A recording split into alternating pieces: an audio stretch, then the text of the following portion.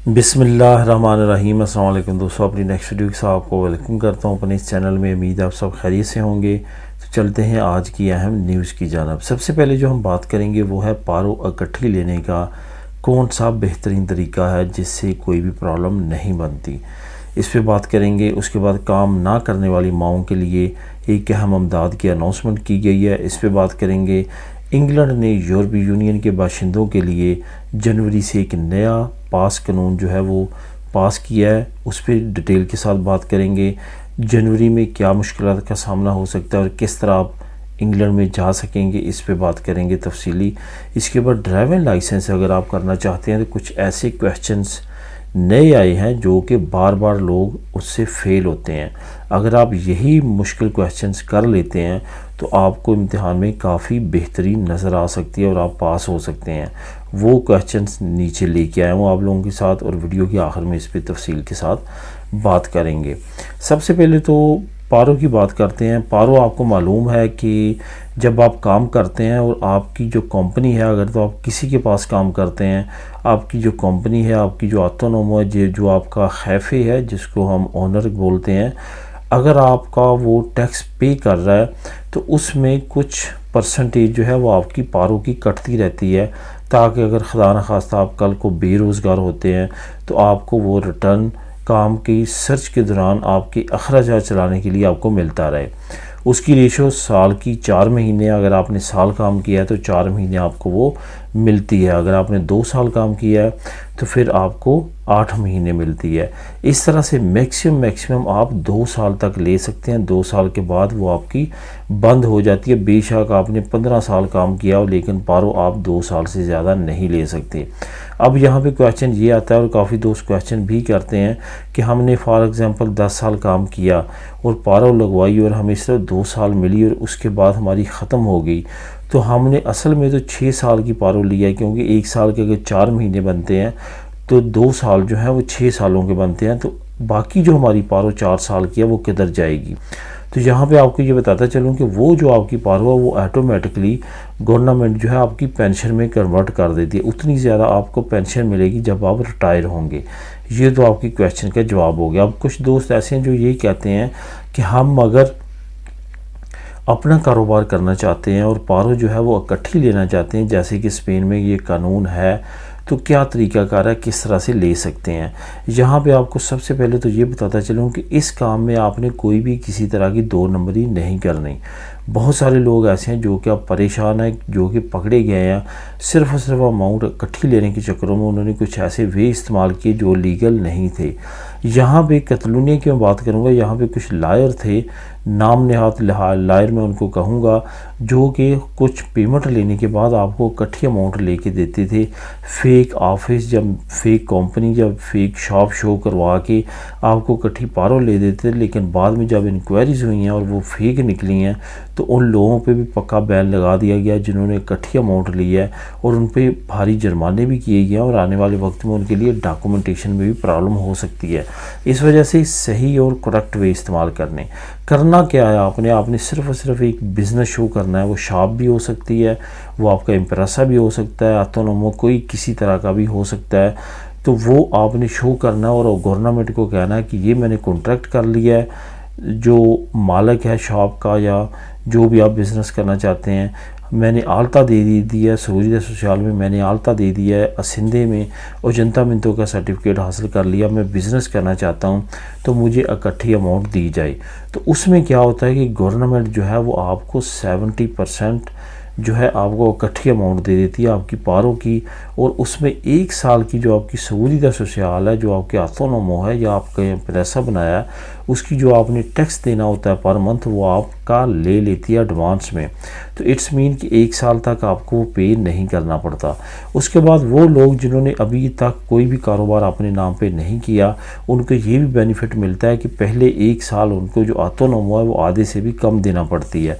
अगर ऑटोनोमो 300 यूरो है तो आपको पहले 6 महीने जो है वो 70 से 80 यूरो के दरमियान देना पड़ेंगे। उसके बाद 6 महीने के बाद 1 साल तक आपको तकरीबन 150 यूरो देना पड़ेगा।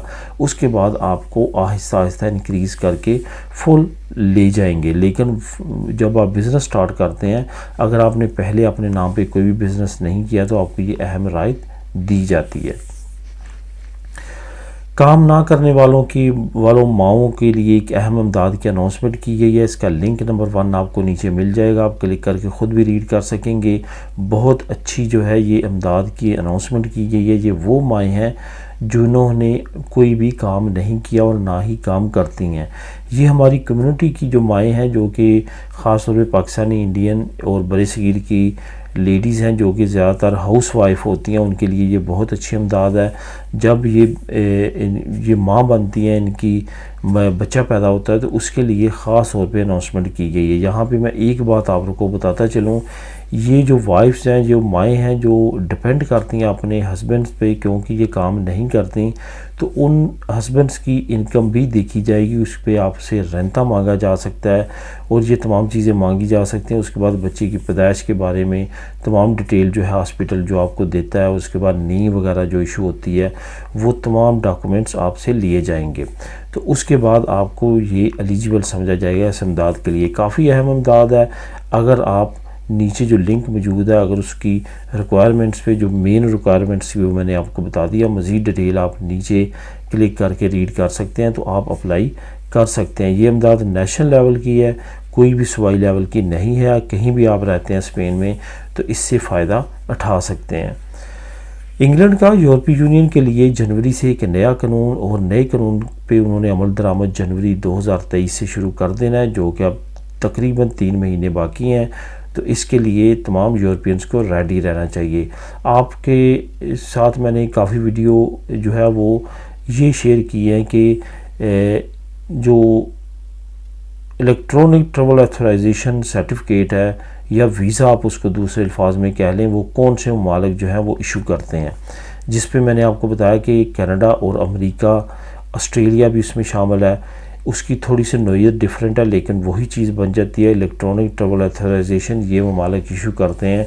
ये उन ममालिक के लिए है जिनका वीज़ा फ्री है, जिनको वीज़ा लेने की ज़रूरत नहीं होती, लेकिन वो चाहते हैं कि आप फ्लाई करने से पहले अपनी तमाम डिटेल दें और उनको वो ऑनलाइन चेक करें।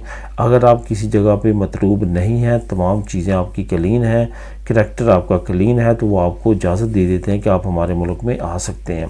अगर इजाज़त ना हो तो आपको रिजेक्ट कर दिया जाता है।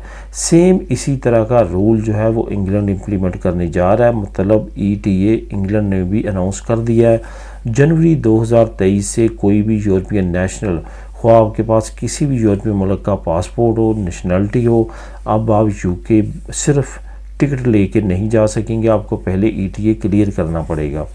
ETA इलेक्ट्रॉनिक ट्रैवल ऑथराइजेशन, उसके मुताबिक आपका काम किया जाएगा और उसके बाद ही आप UK फ्लाई करके जा सकेंगे। इसका लिंक जो है वो इंग्लिश में है, इंग्लिश न्यूज़ का है, तो नीचे मैं आपको लिंक दे रहा हूँ। लिंक नंबर 2 के नाम से आप उसको क्लिक करेंगे तो इंग्लिश में ख़ुद भी रीड कर सकेंगे। वहाँ पे तमाम डिटेल मौजूद है कि इंग्लैंड क्या करने जा रहा है जनवरी में। अब बात करते हैं ड्राइविंग लाइसेंस के बारे में। सबसे पहले तो आपका जो मेन क्वेश्चन है उसकी तरफ आते हैं कि क्या हम थ्योरी जो है वो ट्रक की, बस की, एम्बुलेंस की, जिसको काप बोलते हैं, वो हम क्या इंग्लिश में भी कर सकते हैं। यहाँ पे आपको बताता चलूँ कि B लाइसेंस जो है वो बहुत ज़्यादा बुनियादी लाइसेंस है, तकरीबन हर एक की ज़रूरत होती है गाड़ी रखना, चलाना। इस वजह से उसमें तो ऑप्शन दिया गया है स्पेन में कि आप इंग्लिश लैंग्वेज में वो कर सकते हैं। लेकिन अगर आप प्रोफेशनल लाइसेंस की बात करें, जिसमें ट्रक आ गया, बस आ गई और कम्यून वगैरह और एम्बुलेंस आई, तो उसका जो काप है वो बिल्कुल भी इंग्लिश में आप नहीं कर सकते, आपको स्पेनिश में ही करना पड़ेगा। तो इस वजह से आपने स्पेनिश में ही उसकी तैयारी करनी है।